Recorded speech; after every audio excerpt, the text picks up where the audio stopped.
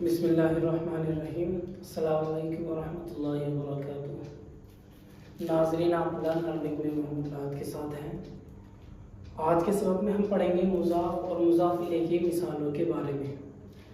پچھلے سبق میں ہم نے پڑھا تھا مضاف کسے کہتے ہیں، مضاف الیہ کسے کہتے ہیں، اور میں نے یہ بھی بتایا تھا کہ مضاف الیہ کے نیچے ہمیشہ کسرہ ہی آئے گا، مضاف شروع میں آتا ہے اور مضاف الیہ بعد میں آتا ہے۔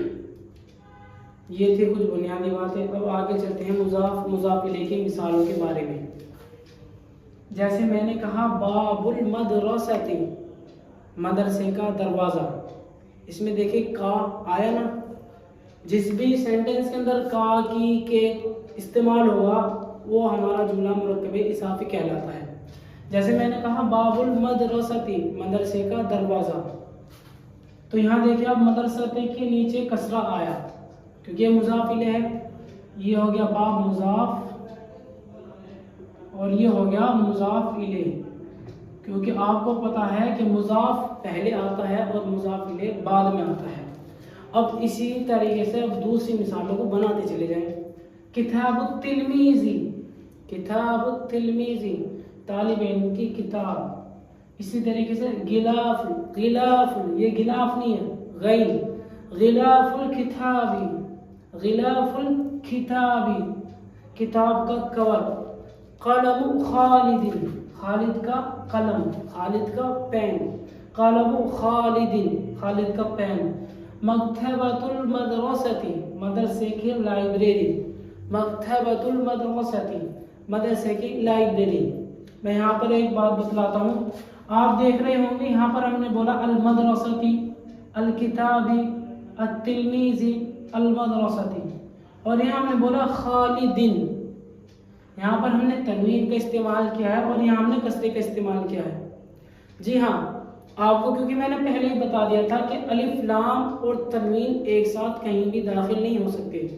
یہاں پر الف لام آ گیا تو آخر میں تنوین نہیں آنے کی، اور یہاں جب الف لام نہیں ہے، یہ نکرہ ہے، تو اس کے نیچے ہم تنوین لے کر آ گئے۔ سیدھی سمپل بات ہے۔ چلیے آگے کی مثال دیکھتے ہیں۔ عمارت الہندی، ہندوستان کی عمارت، عمارت الہندی، ہندوستان کی عمارت۔ رغبت الطالبی، رغبت الطالبی، طالب علم کی دلچسپی، طالب علم کا شوق، اسٹوڈنٹ کا شوق، اسٹوڈنٹ کی دلچسپی۔ اگر آپ کو دلچسپی ہوگی تو ہی آپ عربی سیکھ پائیں گے، کیونکہ کسی بھی چیز کے لیے آپ کے اندر دلچسپی کا ہونا بہت ضروری ہے۔ اگلی مثال دیکھتے ہیں۔ زی المدرسۃ، مدرسے کی ڈریس، اسکول کی ڈریس، اسکول یونیفارم، اس کا دوسرا ترجمہ کر سکتے ہیں اسکول یونیفارم، اسکول کی یونیفارم۔ اسی طریقے سے خط خالد، خالد کا خط، خالد کی تحریر، خالد کی کتابت۔ موظف الہندی، ہندوستان کے ملازم، ہندوستان کے کام کرنے والے۔ اسی طریقے سے ہماری اگلی مثال ہے فناء البیت، فناء البیت، فناء البیت، گھر کی صحن۔ آپ عربک زبان میں تلفظ کا خاص طور سے دھیان رکھیے کہ آپ کو تلفظ کس طریقے سے ادا کرنا ہے۔ آپ دیکھ رہے ہوں گے انشاءاللہ آ جائے گا، کوئی اتنی کیڑی بات نہیں ہے، بہت ہی آسان زبان، بہت ہی سہل زبان، بہت ہی میٹھی زبان ہے اور بولنے میں بھی مزہ آتا ہے۔ جیسے فناء البیت، گھر کی صحن۔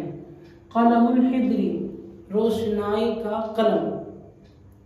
بحر المصری، مصر کے سمندر۔ بائع الکتابی، بائع الکتبی، کتابوں کا بیچنے والا۔ بائع الکتابی، کتاب کا بیچنے والا۔ یہ کتب جمع ہو گیا کتاب کی۔ اگلی مثال ہے بائع البیت، گھر کا بیچنے والا، گھر فروش جسے ہم بولتے ہیں۔ یہ کچھ مثالیں میں نے آپ کو مضاف الیہ کے اوپر بنا کر دکھائی ہیں۔ یہ 15 سینٹنس ہیں، آپ ان کو یاد کریں، محفوظ کریں اور ان کے اوپر زیادہ سے زیادہ مشق کریں۔ آپ یہ مت دیکھیں کہ جو لکھ رہا ہے آپ کو یہی یاد کرنا ہے، اس کے اوپر الگ الگ سے مثال بنا لیں۔ جیسے میں کہوں باب المدرسۃ، مدرسے کو ہٹا دیجئے، باب البیت، گھر کا دروازہ، باب المسجد، مسجد کا دروازہ، باب الہندی، ہندوستان کا دروازہ، باب बैती घर का दरवाजा, बाबु दारी, आप अलग अलग मिसाल बना सकते हैं। इसी तरह से किताब तिलमीज़, तालिब इल्म की किताब, किताब राहत, राहत की किताब, किताब खालिदिन, खालिद की किताब, किताब आपकी किताब, खिलाफुल किताबी, किताब का कवर। इसी तरीके से गिलाफुल कुरासती, कॉपी का कवर। इसी तरह से गिलाफुल सय्यारती, कार का कवर, कलम खालिदिन, कलम राहत, कलम किताब, किताब का कलम, कलम कुरासा, कॉपी का कलम। आप अलग अलग तरीके से मिसाल बना सकते हैं। शर्त यह है कि आपके अंदर दिलचस्पी होनी चाहिए, क्योंकि आपके अंदर जितनी ज़्यादा दिलचस्पी होगी उतनी ही ज़्यादा आप अरबी ज़बान बोलने पर काबिल होंगे। मिलते हैं अगले सबक के साथ इंशाअल्लाह। अस्सलाम वालेकुम व रहमतुल्लाहि व बरकातहू।